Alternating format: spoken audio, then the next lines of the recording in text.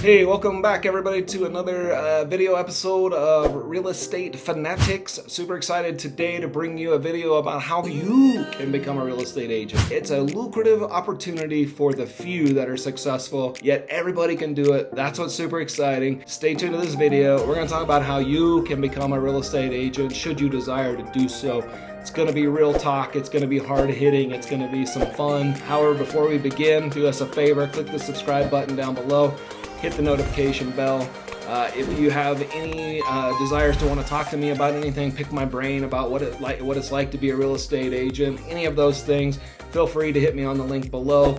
Calendly.com/Mike Nelson IHG. All right, here we go. How do you become a real estate agent? First of all, you'll need to go look at your Department of Regulations website to start off with. Find out what those requirements are. Every state is different, so go look at those rules and regulations first. Some of them are, if you have a felony, you're out the door. Don't even waste your time going and applying for it. If you have some misdemeanors, you may want to check into those a little bit beforehand. As long as you're honest and upfront about it in your application process, you're probably going to be okay. It's when you decide not to disclose it because you don't think it's a big deal. That's what they're looking for, is truth and honesty in how you fill out your paperwork. You're in a profession where a lot of people trust you. You need to be able to be clear and just put it all out on the table if you have any of those blemishes, for lack of better terms, on your record. So go check all those things out. It's going to tell you how many hours of study you need to take, what tests you need to complete, all of those kind of things. How many, do you need a background check? Do you need fingerprints? What's the process? All of that will be on your state's Department of Regulations for real estate agents/brokers. So go look that up. Go Google search on that. You'll find it all out there for you. Some states are more lenient with some of that stuff. Some hours are a little bit less than other states require, so on and so forth. So go check all those things out.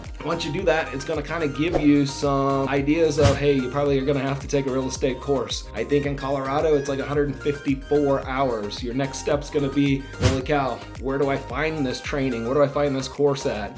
Well, like anything else, there's probably 100 different providers out there that can provide that training. It can be online, it can be face-to-face, it can be a blended solution. There's a class for anybody and everybody out there. Some are better than others. It's just about your learning style. I would reach out to some people that are in the profession and ask if they recently were getting their license, if they liked the program or the course or the company that they used. I would just kind of feel around locally what people were using and what's getting the best feedback. That's where I would go with it. Once you're done with that, you're going to go out and take your state, usually, and your federal tests. A lot of those are pass-fail. If you fail, you can take them again, usually, pretty quickly. However, it's just going to cost you money each time that you have to test it. It is at a certified facility. Back when I took it 10 years ago, we physically had to go into a location. We're now post-COVID. Things that I'm hearing now is that you can actually test on your computer, but your computer can never be turned off. You can't wipe your nose, you can't itch your face, you can do nothing because they don't want to make sure that you're not cheating while you're at home. I think they even make you show your office in a 360 to make sure you don't have sticky notes up on a wall, those kind of things. So that's really it. What I would look for in the meantime then is go ahead and go get your fingerprints done and your background checks done, because those take a little bit of time sometimes, especially in this COVID world where government seems to be minimum staffed or limited sometimes. And then you really just go apply with your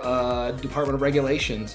Fill out the paperwork, send it in. All said and done, you're probably out $1,500 to $2,000 maybe to get your license and to get everything done. Now, that's all well and dandy. You're going to have to hang your license with a brokerage somewhere, right? That is one of the requirements typically of the Department of Regulations of your state, is to say, hey, who is going to be your managing broker? Who can I hold accountable if you screw anything up as a new agent? Who is that person? Well, that's going to be tagged and assigned by a brokerage. So you'll have to go interview multiple brokerages. However, KW was a fantastic freaking company for us, man. We learned so much going through them. Was there 9 years, loved every minute of it, got in a different position of our business. So we moved on to EXP currently. We just felt like there was some different opportunities for us, so that's where we're at today. But you will have to go check out a brokerage. I would definitely probably go with a more established brand that's known for its training. That's just my personal opinion on it. I think sometimes maybe the smaller boutique brokerages are not as well equipped on the training, and maybe better for seasoned agents just because they don't have as large of a training curriculum. They don't have kind of a corporate funding, if you will, for training, that kind of stuff. So just that's kind kind of where I would go with it. But to become an agent, here's some things that you want to look for. Don't necessarily have to be a people person. I know a lot of people say that, like, you have to be a people person. I know people that are not necessarily people persons, but they work with investors. Investors are all number crunchers. They're all about, is this the right deal? I'm not emotional.